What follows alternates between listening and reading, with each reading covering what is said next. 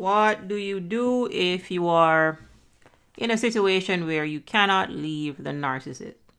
So let's say the narcissist is a parent and you live with them and you're unable to move right the second, or let's say it's a roommate.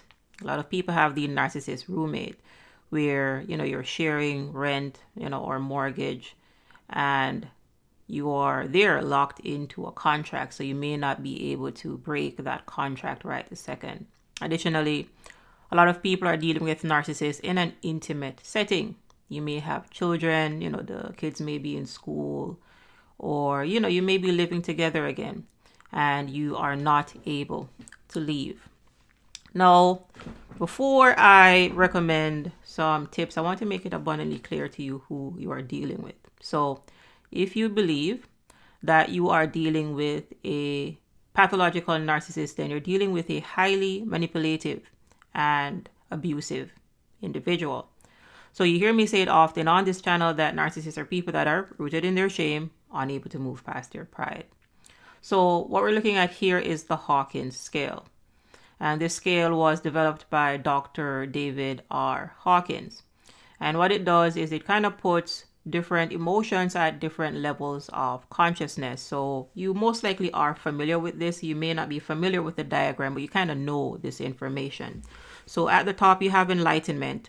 And enlightenment is your highest potential, right? If you're familiar with Maslow's hierarchy of needs, then enlightenment in the Maslow's hierarchy of needs then would be self-actualization. Again, we're trying to reach our highest potential. We could even take this from the perspective of the Vedic traditions, and we could call this the different chakras, right? At the base, you'd have like the root chakra and so on, but we're always trying to raise our vibration, right? We want our third eyes open. We want our crown chakra activated and so on. So as beings here, as spiritual beings, we're all trying to reach enlightenment. We're trying to expand our consciousness. We're trying to expand our awareness. Now, if you're dealing with a pathological narcissist, this is the complete opposite, because you're dealing with people that are stuck in the third dimension. Again, they're based in shame and they're unable to move past their pride. So understand that the shame that we're talking about here as it relates to pathological narcissists is you're dealing with people with very severe low self-esteem. Shame is an emotion that is directed at the self. Shame tells the self that I am unworthy. Now, what they do is they hide this deep-seated inner shame with their grandiosity. Again, this is where the pride comes in. Based in shame, can't move past their pride.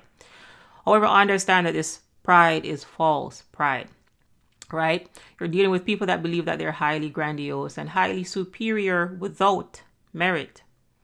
So this is really some idea that they made up in their head. They believe that they are better than you just because they thought about it without merit. So understand that the person that you're dealing with does not believe that anything is wrong with their behavior. They believe that they are perfect. Again, they're filled with pride. People that believe that they are perfect don't need to change. And I mentioned before that we are here to reach our most highest peak. We're here to be as enlightened as we possibly can. So if pathological narcissists believe that they are perfect, then perfect people do not change. And this means then that they're not growing. And if you're not growing, then you are devolving. And you'll see where pathological narcissism is a regressive disease because, again, they're not growing. You either evolve or you devolve. That is how the world works. So you're dealing with someone that has very low self-esteem and they also believe that they are perfect. We're talking about a rigid type of perfectionism here. So you're dealing with someone that is stuck in victim abuser consciousness, which means that any relationship that you get into with them will be a victim abuser type 1. There's really no way around this. Victim abuser consciousness is what clinicians are calling DARVO, where abusers will deny and reverse the roles of victim and offender. Because oftentimes you will see where you confront the narcissist, then they will pretend that they are the victim and claim that you are the one that is abusing them. Again, this is what you get at this low level awareness. We're talking about very severe psycho-spiritual arrested development. So understand that the individuals that you're dealing with are not naive, they are empathy impaired. And they're not naive because you could very well explain to them that their behavior is harming you, right? Their behavior is abusive, but they will not change because they do not care, because they are empathy impaired. They do not have access to empathy. What they do have access to is whatever is between shame and pride. So they are apathetic. They are cold. And this is where they have been stuck since their childhood years. So first, I want you to be abundantly clear with the individual that you're dealing with. Anyone that is stuck at this low level vibration is going to be an abuser. And understand that abusers are always looking for victims. Why? Because they're in victim abuser consciousness. There is no equality in victim abuser consciousness. It does not exist. The narcissist wants to be master, so you must be slave. If they are the abuser, then you must be the victim. They want to be above you. Again, remember that they are perfect. So they look at you like a little peasant. This is the mindset. This is the psyche. This is the psychology of people that are stuck in victim abuser consciousness. So understand that misery loves company. So number one, understand exactly the individual that you're dealing with. Highly manipulative, highly controlling, highly toxic again, because they only have access to negative emotions. Do not look for positivity from a narcissist. Do not look for courage. Do not look for peace. Do not look for love. Do not look for compassion. Do not look for enlightenment, etc. It does not exist. An easy way to think about narcissists is like unripened fruits. Right? Unripened fruits come from trees where that plant did not get enough nutrients, water, sunlight, etc. So it evolved unripened. It grew to its fullest state, but it did not develop properly. That is what you're dealing with. It is not a ripened fruit. It is an unripened fruit. So number one, understand exactly who you're dealing with. So there really are two main solutions when you're dealing with these highly toxic individuals. So number one is no contact. You blow the bridge up, pretend that they don't exist, because they don't. They were pretending to be someone else. And this is what they do. They put on various masks depending on who they go around. These are the Anna Delveys of the world. Today they're Spider-Man, tomorrow they're Wonder Woman. The next day they're Thor, etc. They are pretending to be someone that they are not. So the first option is to go complete no contact. Cut them off. Pretend that you had their funeral, which means that you're going to have to go through a grief process because you're grieving someone that you thought they were someone else that does not exist. So even while they're physically alive, moving around here, you truly did not know this individual. Right? So number one is to go full no contact. So what do you do if you cannot go full low contact? Then you have to go low contact, which includes gray rocking. And gray rocking essentially is when you're going to pretend to be just like a gray rock, as uninteresting and as boring as you can possibly be. So what you're doing essentially is neutralizing your energy. You are maintaining a state of neutrality as best as you can, because pathological narcissists are people that feed on your life force energy. So you should not be giving them empathy. If you try to give the narcissist empathy, you will see where they will weaponize it. Narcissists don't want your empathy. They want your subservience. Again, they want to be master, so you must be slave. This is what victim abuser consciousness is. So understand, however, and this is very important that you understand this, when you go gray rock, this does not mean that the narcissist will stop their abuse. Why? Because narcissists are abusers. You cannot control their behavior. They could even ramp this abuse up because they're trying to feed from you, but you're not giving them any energy.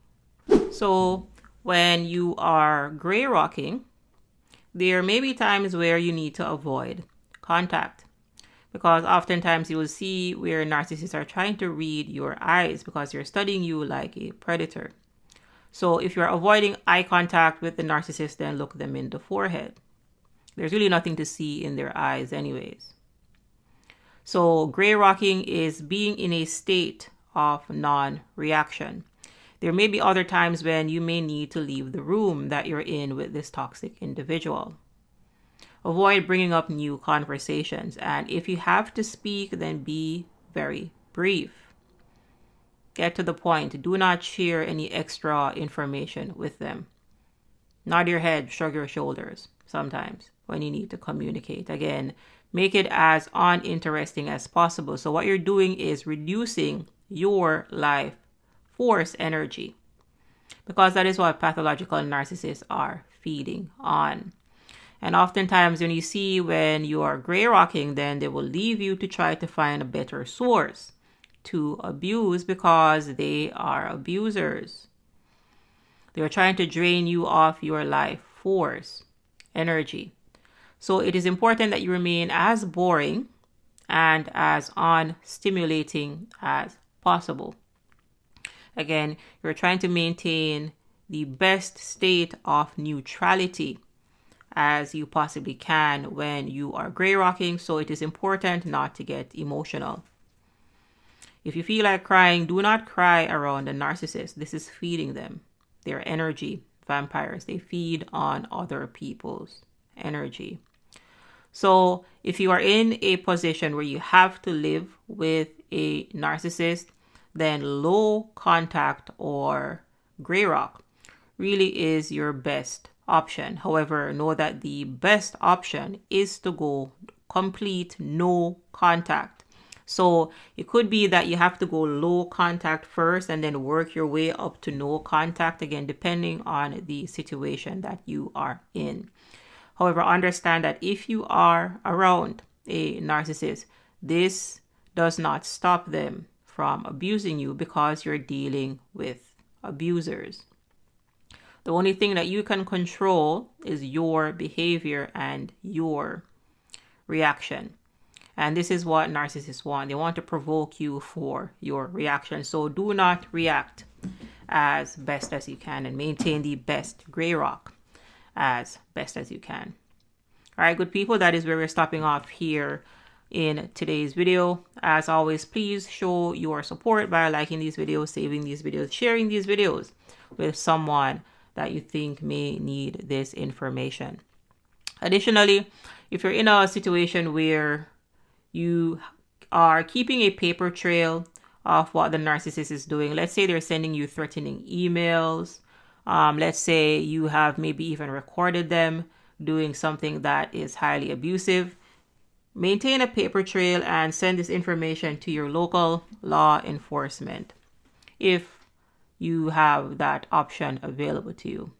So in closing, again, understand that you cannot control someone else's behavior. You cannot control the narcissist. What you can control is yourself. And depending on the situation that you need, depending on the situation that you are in, you may need to get the local law enforcement involved, or even getting a lawyer.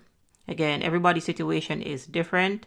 However, try again, no contact, or as low or as little contact as you possibly can.